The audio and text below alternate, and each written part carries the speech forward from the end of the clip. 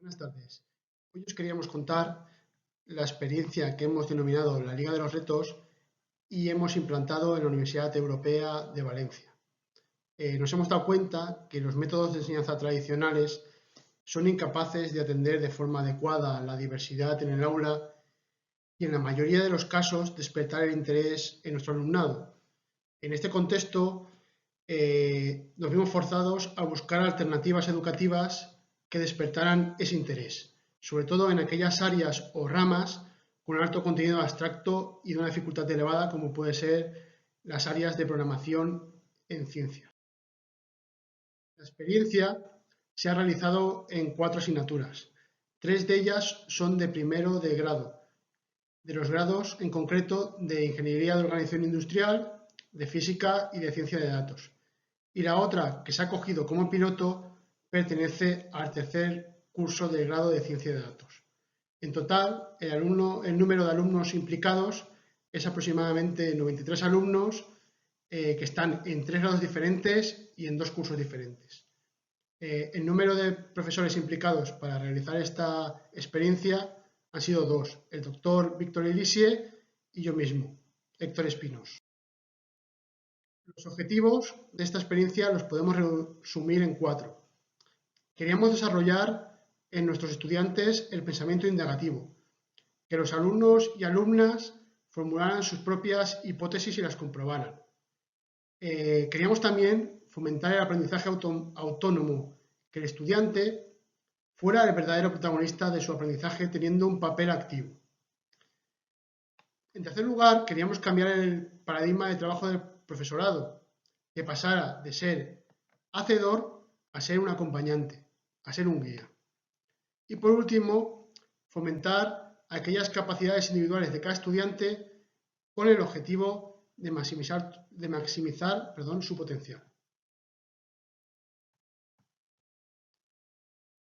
El diseño experimental que hemos llevado a cabo se basa en 3 grandes pilares. El primero era atraer al alumno, encontrar aquellas temáticas que pudieran motivarle. Por otro lado, el segundo pilar, no queríamos que el estudiante fuera un sujeto pasivo. Queríamos experiencias gamificadoras basadas en la proactividad del estudiante, que el estudiante propusiera sus propias estrategias, desarrollara e implementara sus propias soluciones. Y por último, que tuviera un componente investigador. No queríamos que fuera una experiencia donde los estudiantes solo instrumentalizaran las actividades. Queríamos que fuera un verdadero desafío. En estos 3 pilares está el cuarto pilar, que sería el profesorado, que sería el guía. Y después tenemos ahí como 3 iconos que son muy importantes para nosotros, que es la reflexión, la documentación y el compartir. Estas 3 cosas las tenemos en todos los desafíos. Hay 2 tipos de retos en la Liga de los Retos, lo que llamamos los retos directos y lo que llamamos los retos indiscriminados. Y tienen cada uno sus diferentes peculiaridades. Los retos directos son lanzados a todo el aula por el profesor. Sobre todo, prima la originalidad en su resolución. Tienen un deadline express, 24, 48 horas.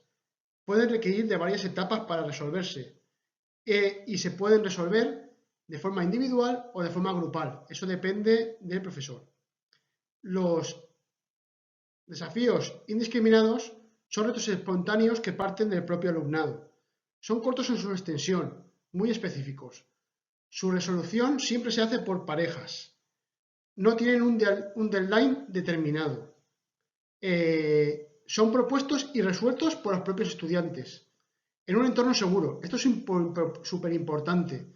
La consecución y el hacer bien o mal el reto no implica una penalización en la nota de la evaluación del alumno o alumna.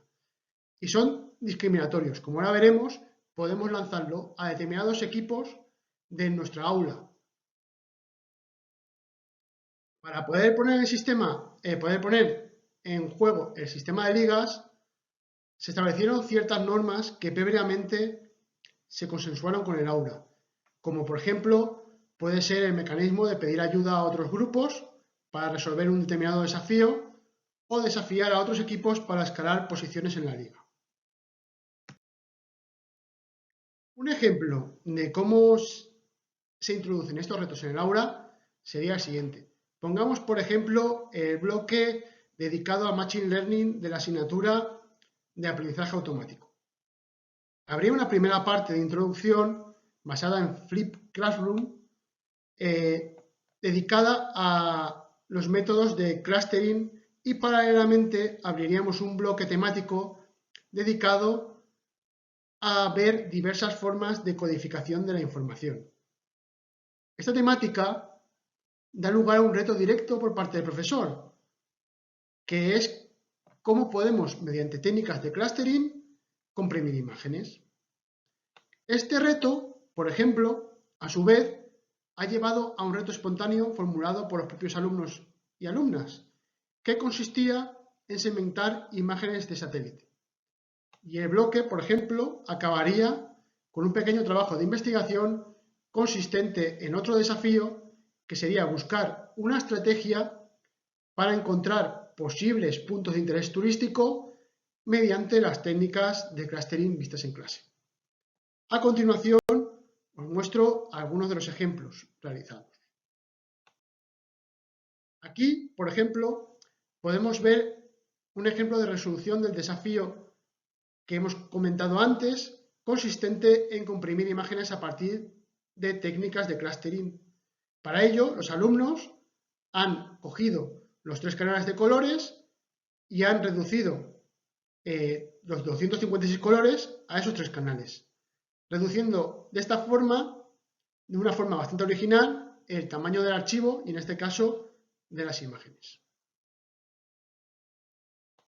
Otro ejemplo, este sería el del trabajo de investigación comentado anteriormente, consistiría en, a partir de localización de diversas fotografías tomadas de la red social Flickr, realizar un aprendizaje no supervisado para poder encontrar posibles lugares de interés turísticos en diferentes ciudades españolas.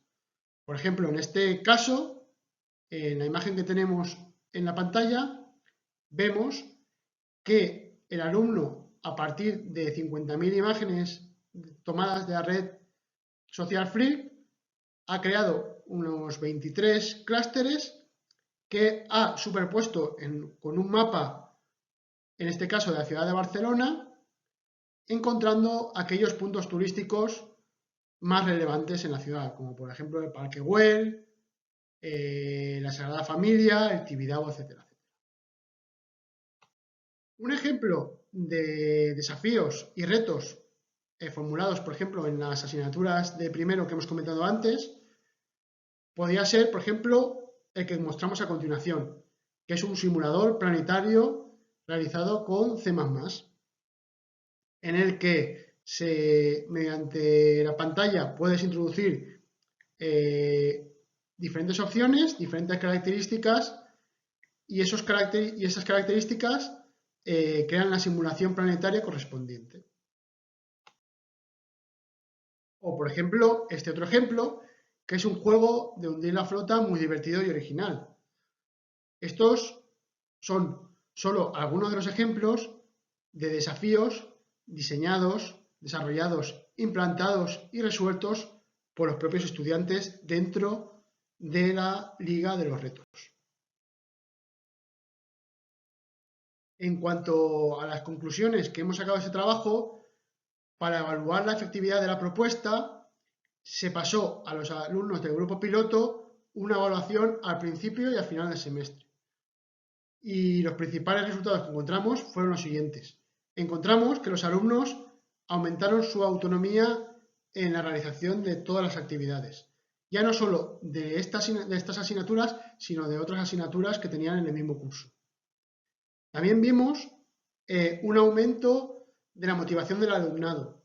Esto lo hemos cuantificado en una escala y es alrededor de un 9%.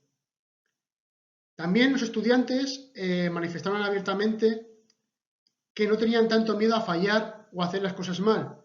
Este resultado lo vemos realmente relevante, puesto que así podemos trabajar en un entorno seguro donde el estudiante a priori no tiene miedo a probar cosas nuevas. Y generó un refuerzo en aquellas personas que tenían más dificultades con la asignatura, pues vieron o valoraron muy positivamente el que pudieran ser ayudados también por su grupo de iguales, aparte de por el profesor o profesora. En cuanto a las conclusiones del profesorado, el profesorado manifestó que poner en práctica este tipo de iniciativas conduce a que haya una mejor y más fluida comunicación entre el profesor y el alumno o alumna, siendo la labor del profesor de guía, de acompañante en el aprendizaje continuo del alumno. También generó un feedback inmediato por parte del profesor, y pudiendo establecer con cierto criterio y cierta anterioridad aquellos recursos necesarios para conseguir con éxito la resolución por parte de los alumnos de aquellos retos planteados y que pudieran alcanzar de forma curricular los objetivos de aprendizaje planteados. También queremos comentar los pequeños aspectos de mejora que hemos visto en esta primera edición de la implantación de la Liga de los Retos. Hemos visto que tenemos que tener una introducción paulatina en los primeros cursos. Hemos visto que el trabajar por proyectos basados en retos a los alumnos de primero, sobre todo, les llama mucho la atención, no están muy acostumbrados. Con lo cual, hemos visto que sería interesante paulatinamente en los primeros cursos ir implementando este tipo de metodología. También, un haber que nos queda es definir temas o retos o desafíos que motiven igual al alumnado independientemente del grado. Hemos visto que algunos retos que hemos realizado han motivado más a ciertos grados que otros, puesto que no todos tienen la misma causística. No los estudiantes de física no tienen la misma motivación que puedan tener, por ejemplo, los estudiantes de ciencia de datos. Y después también, para ediciones posteriores, queremos ver o intentar adaptar esos retos al nivel conceptual de cada uno de los grados. Puesto que en este caso, aunque con una mayor dificultad, los retos de tercero eran un poco más difíciles que los retos de primero. Pero la idea es que incluso dentro del mismo nivel hayan retos de diferentes niveles para que alumnos más avanzados puedan incluso llegar o potenciar incluso mucho más sus capacidades. Y bueno, esta es nuestra experiencia. Esperemos que haya quedado clara, que os haya gustado y bueno, quedamos a vuestra disposición para cualquier pregunta, sugerencia, incluso mejora que vosotros podáis ver. Y bueno, muchísimas gracias por todo. Esperemos que os haya gustado. Muchas gracias.